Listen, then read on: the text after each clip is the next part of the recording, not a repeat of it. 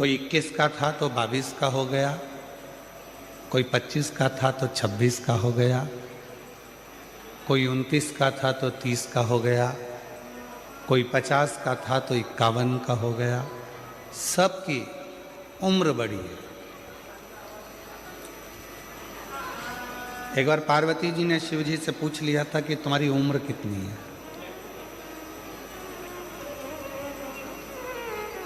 और यदि गुजरात वालों को मालूम हो या जितने लोग इस पवित्र कथा को टीवी के माध्यम से, आस्था चैनल के माध्यम से, सोशल मीडिया के माध्यम से, यूट्यूब फेसबुक के माध्यम से सुन रहे हैं,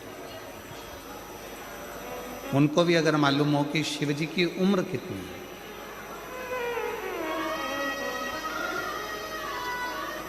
भगवान शंकर की अवस्था कितनी है,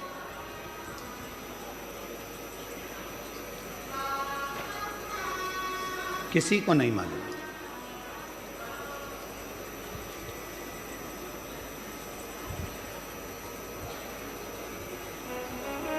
एक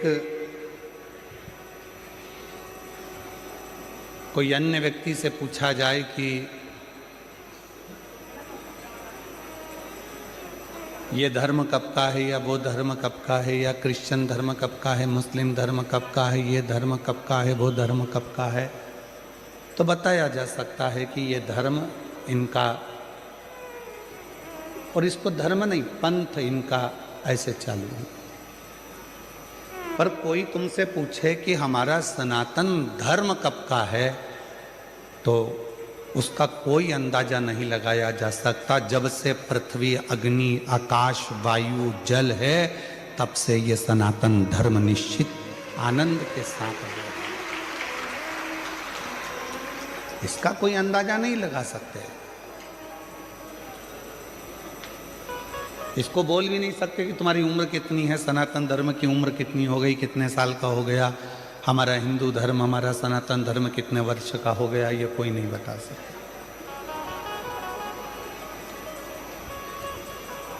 उसी तरह भगवान राम पृथ्वी पर आए तो हम कह सकते हैं कि इतने इतने वर्ष हुए, भगवान कृष्ण पृथ्वी पर आए तो हम कह सकते हैं कि इतने इतने वर्ष हुए, श्री हनुमान जी महाराज पृथ्वी पर आए तो हम कह सकते हैं कि इतने इतने वर्ष हुए।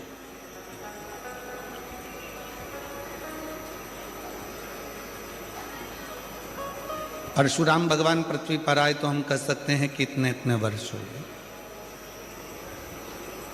सारे देवताओं का बताया जा सकता है कि इतने वर्ष हुए हैं, पर भगवान देवाधिदेव महादेव के लिए कोई पुराण, कोई शास्त्र, कोई वेद ये नहीं बता सकता कि शंकर भगवान कितने वर्ष पुराने हैं या शिव जी की उम्र कितनी है, अवस्था कितनी है, ये शिव जी के लिए कोई नहीं बता सकता। इसको बताना बहुत कठिन है, इसको जानना बहुत कठिन है। तो पार्वती जी ने शिव जी से एक प्रश्न किया, और प्रश्न भी इतना सुंदर था कि तुम्हारी अवस्था कितनी है, तुम्हारी उम्र कितनी है।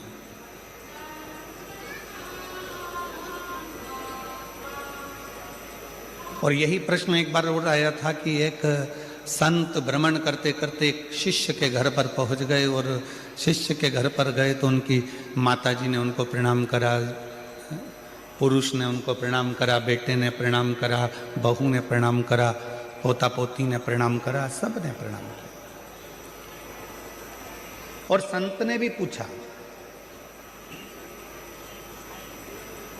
एक बहू से पूछा कि बेटा तुम बताओ कि तुम्हारी सास की उम्र कितनी है, तो कहा मेरे सास की उम्र लगभग अगर देखा जाए तो सास की उम्र तो 68 साल के करीब में हो गई।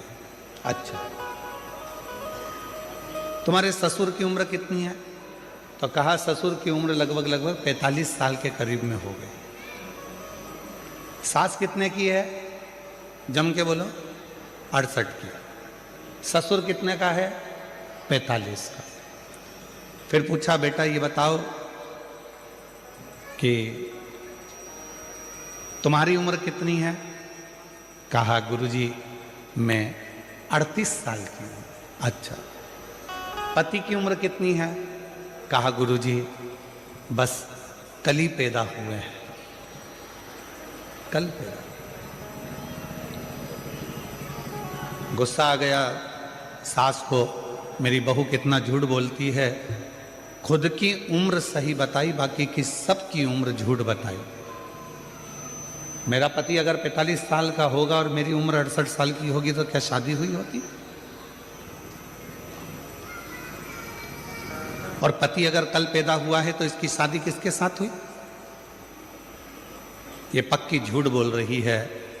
इतने में तुरंत गुरुजी ने कहा, संत बोले माँ मैंने आपकी बहू से उम्र नहीं पूछी है, मैंने आपकी बहू से पूछा कि कौन कितने समय से भगवान शंकर की भक्ति में लगा है, मैंने ये पूछा। कोई 68 साल, कोई 45 साल, कोई 38 साल, और पति को रोज कहती थी कि शंकर जी के मंदिर में 1 लोटा जल चढ़ाने चलो, 1 लोटा जल डालने चलो।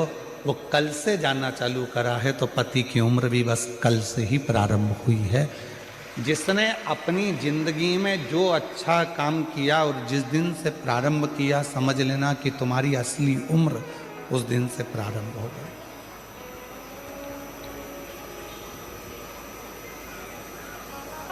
तुम्हारी सही उम्र उस दिन से प्रारंभ हो गई। पार्वती जी ने शिव जी से पूछा कि तुम्हारी अवस्था कितनी है? शंकर भगवान कुछ नहीं बोले, मुस्कुरा दिए। कभी कभी कोई कोई प्रसंग ऐसा होता है जिसमें पति पत्नी का कोई उत्तर नहीं देता और वो मुस्कुरा देता। और कभी कभी ऐसा भी होता है कि पत्नी कोई प्रश्न लेकर जिद कर कर पकड़ लेती है तो पति को उत्तर देना ही पड़ता है।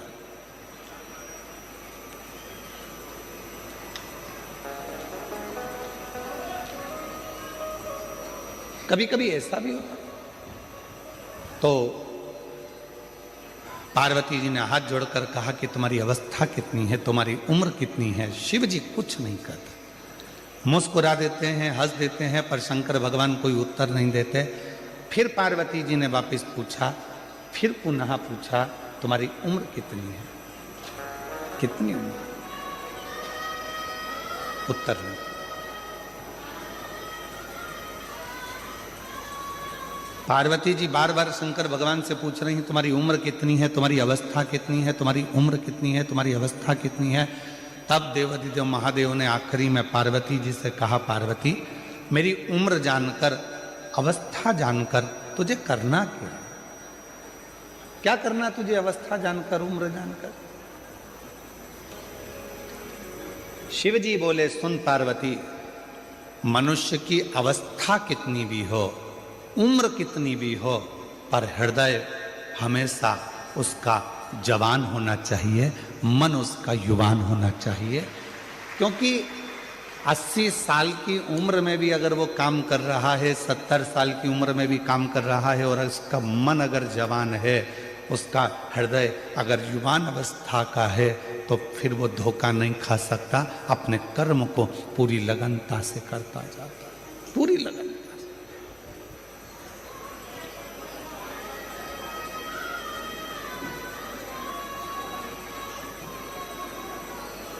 अब कोई आपसे पूछे, क्यों साहब भारत की भूमि का संचालन कर रहे माननीय प्रधानमंत्री जी की उम्र कितनी है? आप कहोगे 75 के हो।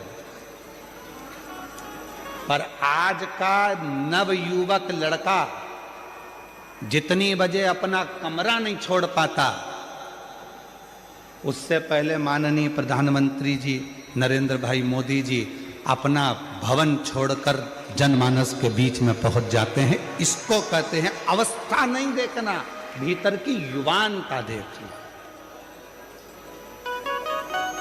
इसको अवस्था नहीं देखते, इसको भीतर की युवानता देखते हैं, अपने भीतर, अपने हृदय, अपने मन की युवा अवस्था।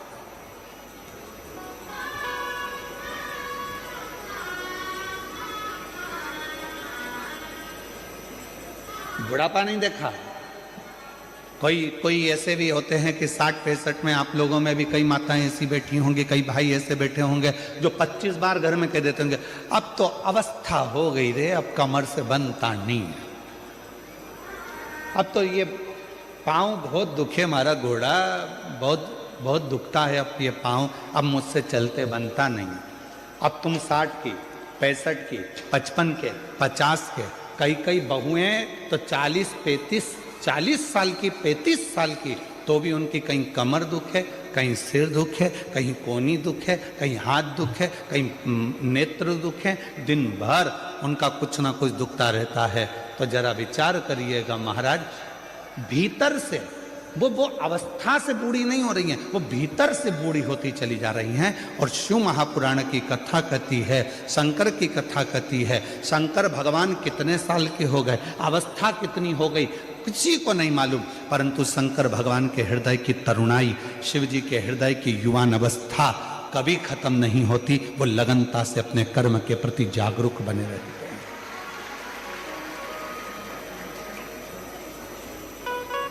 आप कितने जागरूक हैं ये आपके ऊपर निर्भर करता है।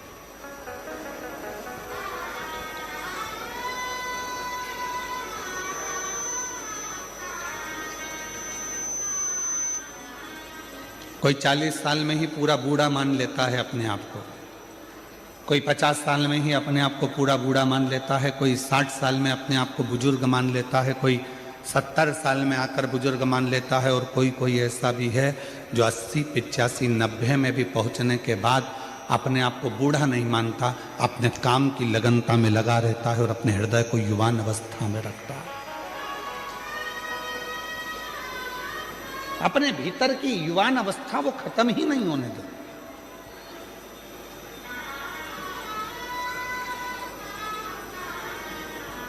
दो 2025 चले गया, 2026 आ गया और 26 की ये पहली कथा चालू हो गई। आज आप लोगों से निवेदन है, तुम कितने भी उम्र में बढ़ रहे हो मना नहीं, कितने भी धन में बढ़ रहे हो मना नहीं, कितनी भी फैक्ट्रियों में बढ़ रहे हो मना नहीं, कितनी भी गाड़ियों में बढ़ रहे हो मना नहीं, कितने ही बंगलों में बढ़ रहे हो मना नहीं, तुम कितनी भी उन्नति की सीढ़ी पर चढ़ रहे हो मना नहीं, पर इतना जरूर याद रखना कि अपने मन को हमेशा उम्र से मत तोलना। उम्र कितनी भी बढ़ जाए, बंगले कितने भी बढ़ जाए, गाड़ी कितनी भी बढ़ जाए, फैक्ट्री कितनी भी बढ़ जाए, गाड़ियां कितनी भी बढ़ जाए, पर मन को हमेशा युवान रखना, तरुण रखना, और जिस मन से आपको दुनिया का सारा कार्य करना, उस मन की तरुणाई को रखिए। किसी ने कह दिया तुम्हारे बस का ये नहीं है, ऐसा हो नहीं सकता कि मेरे बस का नहीं, मेरे को करके मानना। किसी ने कह दिया तुम ये नहीं कर सकते, क्यों नहीं कर सकते, मेरे मन का पूरा विश्वास है, मैं ये कार्य कर रहूंगा।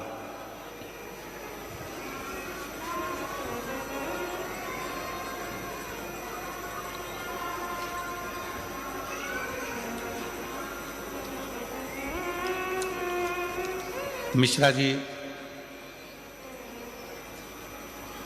आशुतोष जी इस कथा को लेकर आए थे, सेंगर जी इस कथा को लेकर आए थे, फिर उन्होंने माननीय श्री शास्त्री स्वामी श्री हरिजीवन दास जी महाराज से बात करी, छोटू भाई जी से बात करी कि ये कथा लेकर तो आ गए हैं, पर इतना विशाल कथा है, इतनी पब्लिक आती है, इसका अरेंजमेंट कैसे होगा, इसकी व्यवस्था कैसे होगी। मैं छोटू भाई जी आपको धन्यवाद देता हूँ। इन्होंने, मिश्रा जी हमको बता रहे थे, आपसे तो हमारा मिलना नहीं हुआ था, तो मिश्रा जी कह रहे थे, सेंगर जी कह रहे थे कि छोटू भाई जी ने एकदम कह दिया चिंता मत करो, कथा लेकर आयो ना, कथा तो सूरत में होगी और ऐसी होगी कि खूब आनंद से शिव भक्त सुनते रहेंगे, ये विश्वास।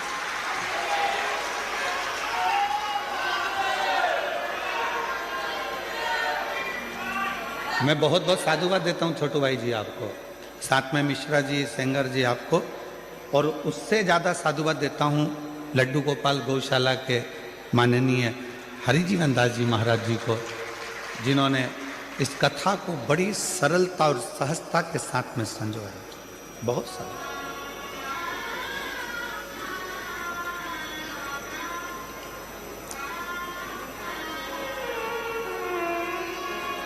अपने भीतर की तरुणाई को समाप्त मत होने दो। दुनिया में ऐसा कोई कार्य नहीं है जो आप नहीं कर सकते। दुनिया में ऐसी कोई कुर्सी नहीं है जहां आप बैठ नहीं सकते। दुनिया में ऐसा कोई काम नहीं जो आपसे नहीं हो सकता। बस अपने भीतर की तरुणाई को जब आपने जागृत रखा है तो वो तरुणाई के साथ में आप आगे बढ़ेंगे तो अपने जीवन में सारी उलझनों को मिटाते हुए आगे बढ़ते बढ़ते अपनी मंजिल तक पहुंच ही जाओ, पहुंचो।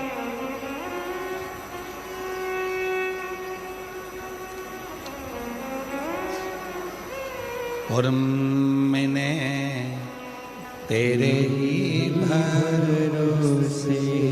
हमारा निवेदन है, जिन जिन को हमारे भजनों के बोल मालूम है वो साथ साथ में बोला करो, क्योंकि केवल ये बोल नहीं है, ये परमात्मा से आपकी और हमारी प्रार्थना भी है। मैंने तेरे ही भरोसे हवा बिच उड़ती जागी, बाबा डोर में कटी जागी, भोले मेरी पतन शंभु में तेरी पतन हवा बिच उड़ती जागी, बाबा डोर तो छीना में कटी जागी, भोले मैं तेरी पतन। अपने भीतर की तरुणाई को कभी समाप्त मत होने दो, कभी। और कितनी सुंदर बात कही है भगवान शंकर की पवित्र कथा ने। शायद एक एक व्यक्ति के हृदय में यह बात पहुंचना चाहिए। उम्र बढ़े, जैसे जैसे उम्र बढ़े वैसे वैसे छोटों के साथ में रहने का प्रयास करो। जैसे पोता पोती नाती पंती, इनके साथ में जब आप उम्र बढ़ती है और इनके साथ रहना चालू करते हो तो तुम्हें अपनी उम्र का अंदाजा नहीं लगता कि तुम कितने साल के हो। उनकी मस्ती में मस्त रहकर तुम अपने जीवन को आनंदमय जी रहे हो। जीवन